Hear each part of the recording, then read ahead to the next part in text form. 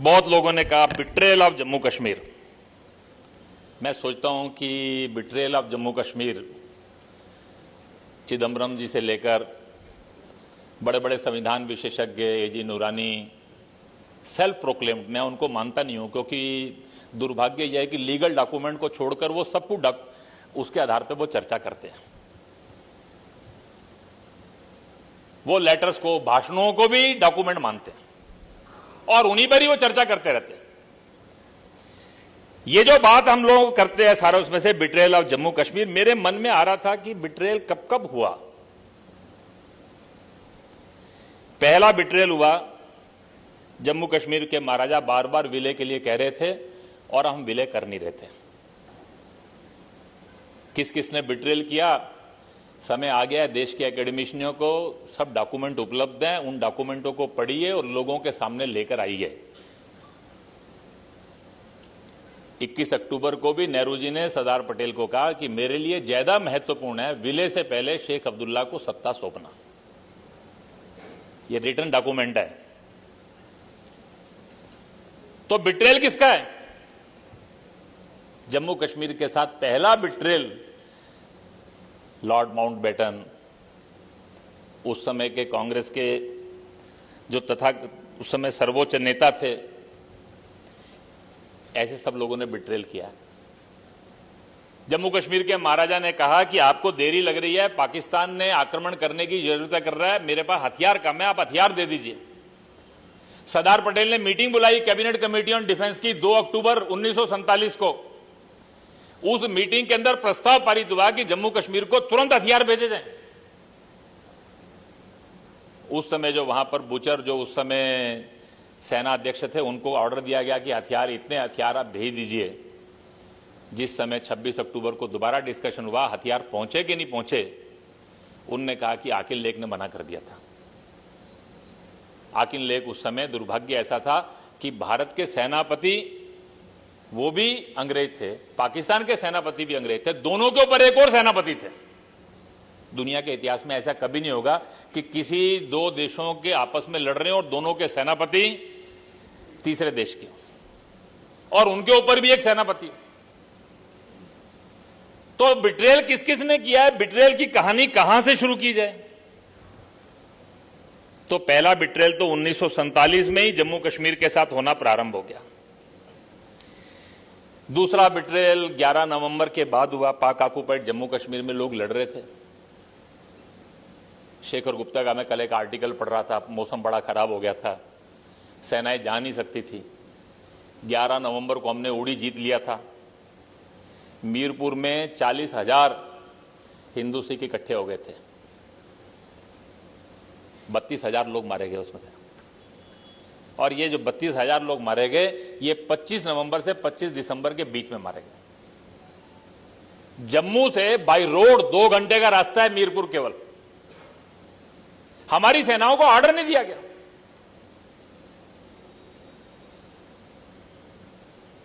ये मीरपुर, कोटली, ये सारे क्षेत्र हमारे पास होते हैं। ये कोई मौसम नहीं था।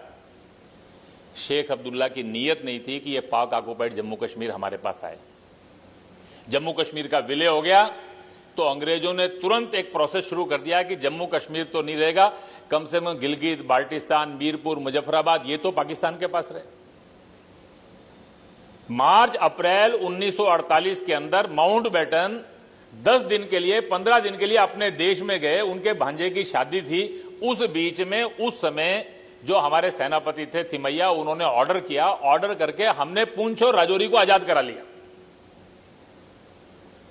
और जब आने पर माउंटबेटन को पता लगा, इतने नाराज हुए, इतने गुस्से हुए वो इस बात से, ये पूंछ और राजौरी भी हमारे पास नहीं होता। ये 22 मार्च से 11 अप्रैल के बीच में 1948 में आजाद कराया गया, जिसमें ब्रिगेडियर उस्मान और इनका बलिदान हुआ उस कालखंड के अंदर। आज पाक ऑक्युपाइड जम्मू कश्मीर हमारे पास नहीं है। 50,000 लोगों की उस समय मुजफ्फराबाद, मीरपुर, राजौरी, इन सारे क्षेत्रों में हत्याएं हुई। इसके जिम्मेदार कौन है? ये बिट्रेयल वहां था। जिस महाराजा ने विलय किया 1949, 20 जून को उनको राज्य से बाहर कर दिया गया। That was the third betrayal. किसी राजा के साथ ऐसा व्यवहार नहीं किया गया। महाराजा के पत्र है बार बार, जो आप कह रहे हैं मैं कर रहा हूं वो। इसके बाद भी शेख अब्दुल्ला आपकी कही हुई कोई बात मानने के लिए तैयार नहीं है और आप मेरे को ही बार बार बलि का बकरा बना रहे हैं। सीधा सीधा एक महाराजा के प्रति उनका द्वेष का भाव था। Greatest betrayal in Jammu Kashmir was with Maharaja of Jammu Kashmir, जब उनको 20 जून को बाहर किया गया। शेख के सामने नेहरू ने घुटने टेके, that was the 4th betrayal. 1951 के अंदर जम्मू कश्मीर में संविधान सभा का चुनाव हुआ। प्रजा परिषद के 51 कैंडिडेट थे, सबके नॉमिनेशन कैंसिल हो गए। 75 में 73 सीटों पर अनअपोज्ड आ गए। लोग नेहरू जी के पास जा रहे हैं कि आप कैसे लोकतंत्र की बात कर रहे हैं, वहां क्या हो रहा है संविधान सभा के अंदर। और जिस दिन शेख के 75 एमएलए हो गए, उस दिन शेख की भाषा बदल गई। उसने कहना शुरू कर दिया, our constituent assembly is a sovereign body, even we have right to succeed also. उसके बातें शुरू हुई कि अलग झंडा होगा, अलग संविधान होगा। ये उससे पहले नहीं था। नेहरू जी को शेख की असलियत मालूम पड़ी जब 1951 में संविधान सभा के चुनाव में 75 के 75 एमएलए शेख के पास हो गए। अब शेख को समझ में आ गया कि मुर्गी की गर्दन मेरे हाथ में है, क्योंकि मुझे रेटिफिकेशन करना है। नेहरू जी बार बार कहे रेटिफिकेशन तो करो, विलय का अनुमोदन तो करो, वो तैयार ही नहीं है। मेरी शर्तें मानो पहले। और जम्मू कश्मीर के साथ ग्रेटेस्ट बिट्रेयल हुआ। मैं कभी कभी कहता हूं कि दिन इतिहास दोहराता है अपने आप को। यही 5 और 6 अगस्त था, 5 और 8 अगस्त था। एक दिन लोकसभा में, एक दिन राज्यसभा में 1952 में नेहरू जी ने घोषणा की थी कि हम जम्मू कश्मीर को ये सब अधिकार देने जा रहे हैं। वहां देश के लोग बस नहीं सकेंगे, अलग झंडा होगा, अलग संविधान होगा। सेम डेट 1952 के बाद 67 साल बाद वही 5 अगस्त और 8 अगस्त था, जिस दिन जम्मू कश्मीर में भारत का संविधान गया। That was another betrayal. Betrayal की बात जब करते हैं तो फिर बिट्रेयल कब आता है? जब 1954 में 370 के अंतर्गत ऑर्डर किया गया। वो जो कॉन्स्टिट्यूशन ऑर्डर 44 था, उसने भारत के संविधान की धज्जियां उड़ा दी। वो जम्मू कश्मीर नहीं, पूरे भारत के संविधान के साथ। भारत में पार्लियामेंट सुप्रीम है। आपने ऑर्डर कर दिया कि 368 में पार्लियामेंट के द्वारा कोई भी संविधान का संशोधन तब लागू होगा जब जम्मू कश्मीर की सरकार सहमति देगी। आप सोचिए, executive of Jammu Kashmir government is above the parliament of. आप किसी देश में टेक्स्ट ऑफ ओथ बदल सकते हैं क्या? उन्होंने टेक्स्ट ऑफ ओथ ही बदल दिया। जम्मू कश्मीर के गवर्नर, जम्मू कश्मीर में हाईकोर्ट का जज, जम्मू कश्मीर का मुख्यमंत्री, मंत्री, ये सब भारत के संविधान की शपथ नहीं लेते थे, ये जम्मू कश्मीर के संविधान की लेते थे। ये जो 54 का ऑर्डर था, इसने भारत के संविधान की धज्जियां उड़ा दी।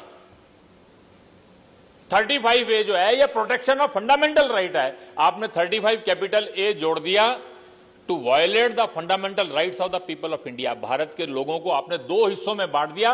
एक भारत के वो निवासी जो जम्मू कश्मीर के स्थायी निवासी हैं, एक भारत के वो नागरिक जो जम्मू कश्मीर के स्थायी निवासी नहीं है। Citizens of India, those who are resident of Jammu Kashmir, citizen of India, those who are not resident of Jammu and Kashmir. आपने 2 हिस्सों में देश को बांट दिया।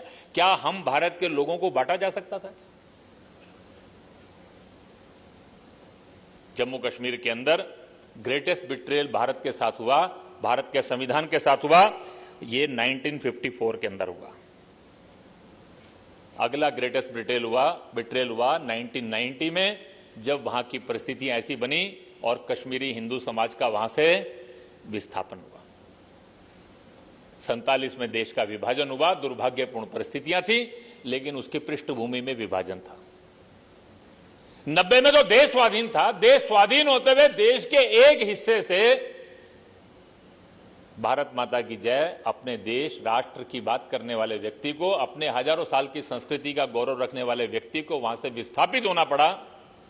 That was again an betrayal. 8 अगस्त 2019 को बिट्रेयल नहीं हुआ।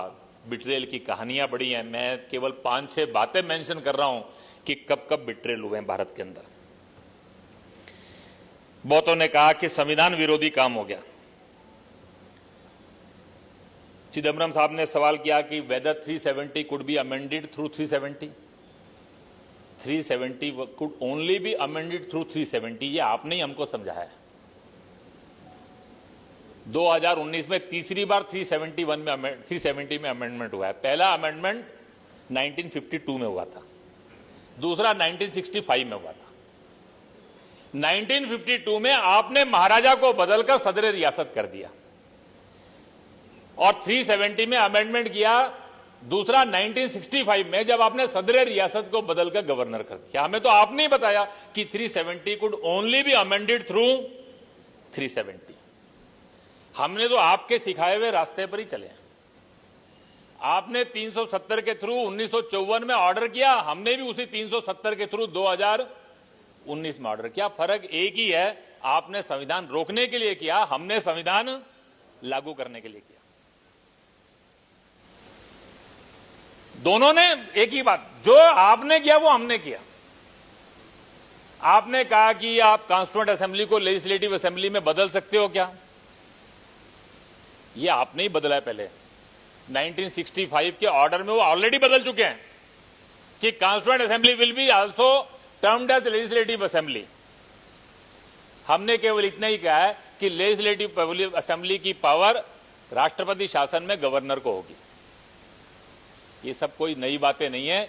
367 का अमेंडमेंट आपने भी किए, हमने भी किए।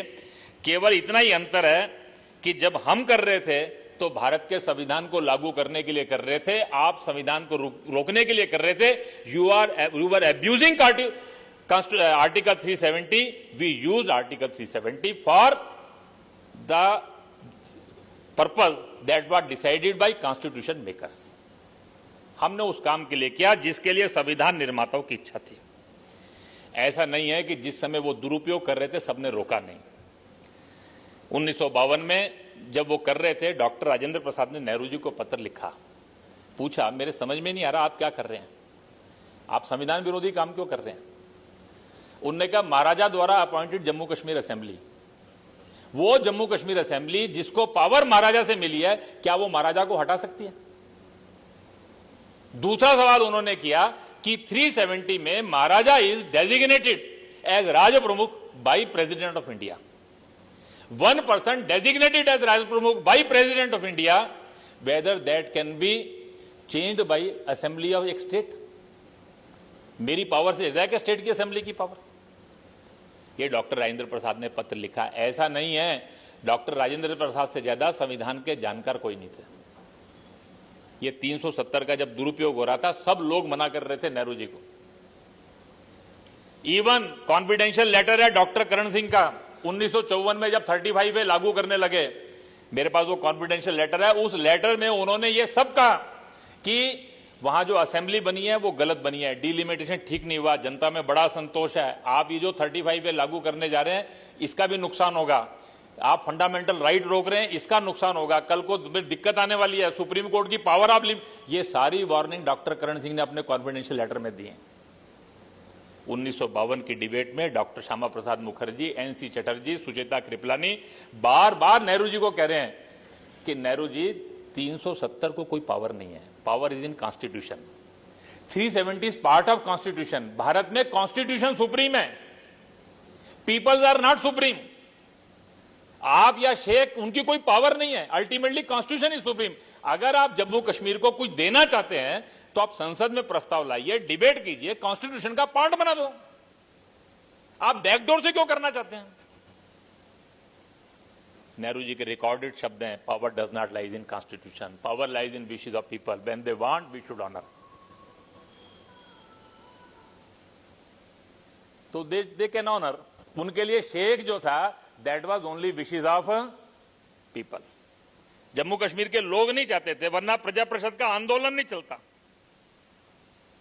वास्तव में जो संविधान विरोधी की बात करते हैं, ये जो 8 अगस्त को हुआ, संविधान की जो मूल भावना है, संविधान बनाने वालों की जो इच्छा है, उस भावना और इच्छा के अनुरूप हम भारत के लोग इसको जब पहली बार चुनौती मिली डॉक्टर श्यामा प्रसाद मुखर्जी ने उसी समय उसका विरोध किया, उसी समय देश के अंदर बड़े बड़े ल्यूमिनस ने विरोध किया, लेकिन दुर्भाग्य से उनके पास एक प्रबल बहुमत था जिसके अहंकार में उन्होंने उसको सुना नहीं। बहुत लोगों ने कहा कि अलोकतांत्रिक ढंग से किया, कर्फ्यू लगा दिया गया, वहां के लोगों से पूछा नहीं गया। मेरे मन में आता है कि अलोकतांत्रिकता तब क्यों नहीं दिखी थी जब 1951 में सब अपोजिशन के नॉमिनेशन ही कैंसिल हो गए थे। 75 में से 73 अनअपोज्ड आ गए, 2 का भी नाम का ही चुनाव हुआ। जम्मू कश्मीर में पहला लोकतांत्रिक चुनाव दैट वाज इन 2002, जब अटल जी प्रधानमंत्री थे, वहां पर राष्ट्रपति शासन था। उस राष्ट्रपति शासन में पहली बार लोगों को वोट देने का अधिकार मिला, नहीं तो वहां जितने चुनाव होते थे वो सब अलोकतांत्रिक ही होते थे।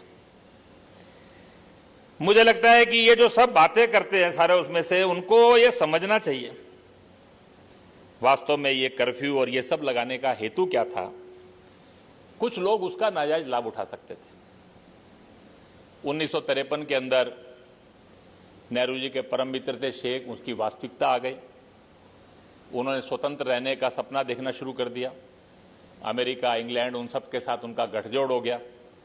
बाद में उनकी कैबिनेट के अंदर नो कॉन्फिडेंस हो गया, उनको हटा दिया। जब उनको हटाने की बात आ गई, जब उनको ध्यान में आ गया कि मेरा बहुमत समर्थन ये समाप्त हो गया है, तो उन्होंने पाकिस्तान जाकर स्वतंत्र होने की कोशिश कर रही। आखिरी दिन उनको गिरफ्तार करना पड़ा। जब उनको गिरफ्तार करना पड़ा, बाद में दंगे हुए, सैकड़ों लोग मारे गए। तो आपको ऑपरेशन करना पड़ा। दुनिया में कुछ भी करना है तो करने का हेतु क्या है? वो समाज का हित है। कोई गलत आदमी अगर किसी की भावनाओं को भड़काकर उसका दुरुपयोग कर सकता है तो गवर्न करने वाले लोगों की जिम्मेदारी क्या है?